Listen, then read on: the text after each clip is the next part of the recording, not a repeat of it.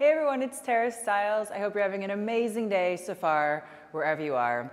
I wanted to say hi and check in and really ask for your requests for this channel for yoga videos, for topics, for anything else PG you'd like to see at home, maybe in the kitchen, lifestyle with Daisy, whatever it is, travel. Let me know how I can best bring you peace and ease and joy and all of that. If you haven't noticed, I'm having a bit of a renaissance with YouTube.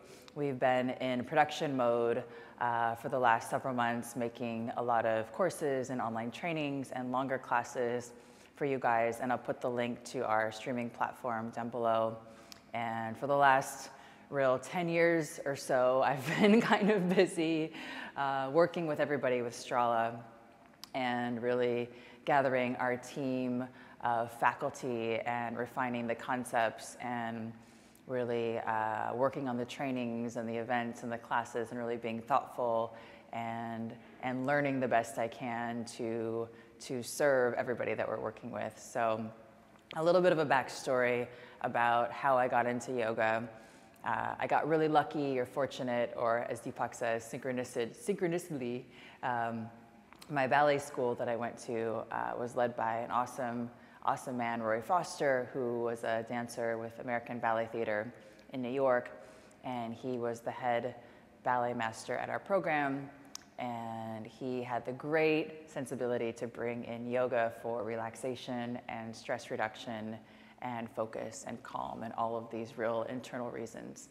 And I remember walking into my first yoga class, and the teacher was this guy sitting at the front of the room, quite thin, happy, curly hair, fuzzy kind of everywhere, and joyful for no external reason at all. And it really kind of blew my mind. I was really wondering, how is he able to be so happy without any external circumstances really kind of going his way, or seemingly, getting stuff from the outside world. So I thought this was wonderful.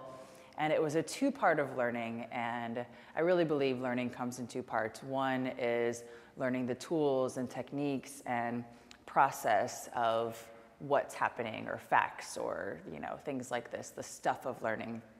And the other really major piece that supports that is remembering, especially when it comes to learning about ourselves, or I think it extends practically to any kind of learning, really remembering, or this aha, yes, this makes sense, or I feel this coming from the inside as well. So I think these two parts of learning are really interesting and really necessary to have both, to have balance and to have this sense of calm and knowledge and wisdom coming from inside. So I was psyched to learn anything this guy had to offer and teach as well. And it was really this remembrance for me. I grew up, got lucky again, or fortunate, or synchronicity again. My parents had the sensibility and the practicality to build a passive solar home in the woods. So we had this great sense of space and ease and calm inside and also around us as well. My mom grew vegetables, so I was the kid at school with cherry tomatoes and green peppers and carrots and my lunch, and I loved it, and I was sharing with friends and telling them about veggies and how great they are and how good they make you feel and all of these things. And my dad is an engineer and has a very awesome mind in that way, and my mom is more of an artist and has a very awesome mind in that way and very practical. So boom, I got lucky. It's no sort of surprise that I'm interested in all the things that I'm interested in expressing. And growing up doing a lot of dance and really thinking my life would go that way forever, coming into yoga and being more interested in helping people with yoga just seemed so big and so huge. I mean, when you sit in meditation, you feel this calmness inside and how big we really are, not limited by, the extent of our wingspan and all of that. So this was just huge to me and an endless well to continue to explore. So for the last 10 years or so, I've been, gathering my team of people that I felt connected with and felt that could help me share this real spark or this mission or this idea And when I first moved to New York, I was wondering why everybody didn't do yoga. I thought this was crazy. So I wrote my mission statement. This was pre-Facebook. And I wrote, yoga is for everybody. It's something inside. It's something that we remember. This is not about being flexible or burning incense or, being dogmatic or, being something that you're not. It can be those things because we feel when something's so powerful that we have to do all of these external things in order to get it to ourselves. And I think, that's where we get sort of misaligned on even a yoga path or whatever, or spiritually materialistic, or I'm more spiritual than this person, or I've got it all figured out and that person's a Philistine, or whatever that is. So I wrote this big mission statement and I printed, 50 or 60 copies at Kinko's and I posted them all over my neighborhood here downtown in Soho. And then just kind of sat back and watched people take this in and have a chuckle and say, yeah, that makes a lot of sense. Or yeah, yoga sounds great, but there's no real place or there's no real community that I can learn these things. So started to gather my team. I met Mike, my then boyfriend at the time, now husband. And if you guys know him or don't know him at all, he's super neat background and all things East Asian art. So he's really learned all of these practices by learning his own body and learning his own self. So Tai Chi, calligraphy, East Asian healing, all of the stuff. So that's an interesting background, and really started to get my wheels going about softness and about allowing myself to, instead of have the poses of yoga be endpoints. I thought that was kind of silly. There's no endpoints in nature. Bring my background with movement into movement vocabulary and moving into stillness instead of making ourselves still from a rigid or rule-based or external point of view in a way.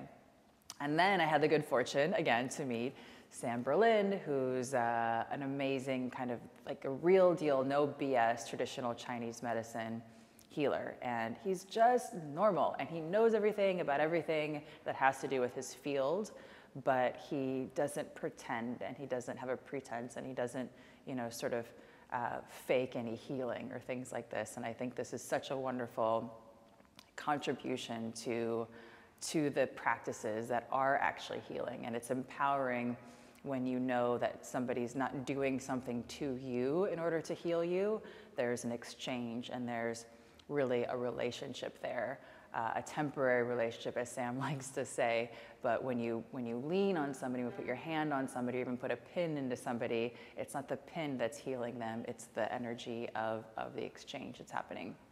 And that's really got me thinking about a lot of different things, about how we set up the rooms and the studios, and even if you're leading classes in a gym, what's happening, before the first breath. How are we inviting people into the space with the goal of ease and soulfulness and joy and happiness?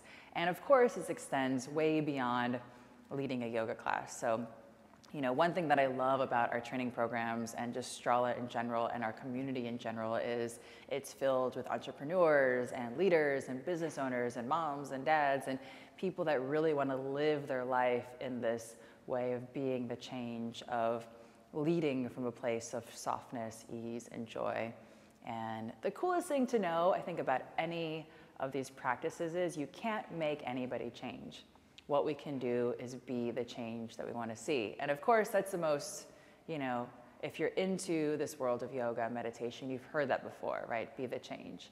But practicing is a whole other thing. So if we want to see more ease in the people around us, we need to practice ease in ourselves. If we want to see more forgiveness and more joy around us, we need to practice being easy on ourselves and forgiving ourselves as well. So thankfully, there's something really cool we can do about it, and that's simply practicing. So I love these two areas of learning. One is sort of learning all the stuff, and what we do with Strala is the natural movement principles, learning the idea of softness, how to put that in our practice, how to ease into a movement, how to learn how to move most graciously and most effectively for what we're doing so we can accomplish more and really reduce the stress and drop the stress while we're practicing yoga. So you may have even been in a yoga class or practiced yoga and gained more stress while you're practicing yoga. It's not the yoga that heals you, it's how you move and how you are that heals you. So you can do all the chaturangas and all the warrior twos you want, but if you're stressed and rigid, and if you're in an environment that's stressed and rigid, if the teacher is kind of yelling at you and you take that on, and it's going to create a different chemical cocktail in your body. One of maybe I survived something traumatic after that class, and you have an endorphin rush, but then you feel not so good, and you probably want to stuff yourself with things that aren't so good to feel actually good again, which is temporary and a bad cycle, as we all know. But if you're moving in a way that's kind to yourself, and then a step further is most effective and most efficient, we are literally creating an optimal chemical, stress-free environment.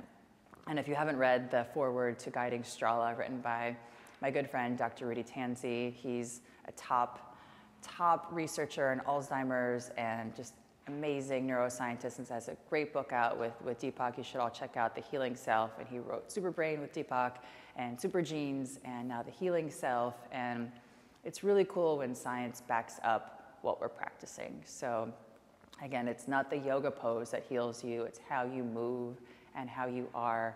Practice how you want to be that heals you as well. So yay! So I've been gathering my team to really make all these practices efficient and effective and work. And then we have this laboratory of practice. We have people at the studios and guides around the world that share, and also get to experience people coming to their classes and dropping the tension and feeling good and connecting with themselves, and then all these wonderful things happen.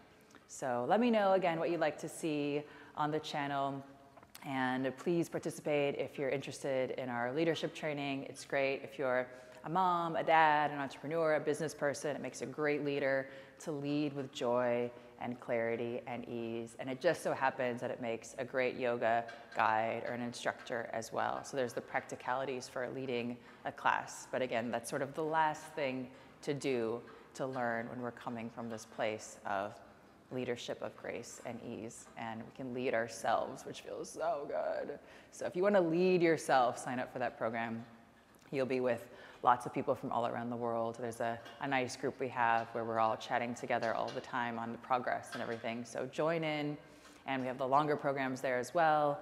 So we're just in production mode doing a bunch of cool stuff. So while we're doing that, I'm happy to make videos for you guys here as well for the YouTube channel. So again, let me know what you like to see, whether it's yoga for different kind of ailments or problems or routines for the morning, whatever it is. And chances are I probably already made a video like that, so you could actually just search on this channel and find something. It's been doing this for a long time.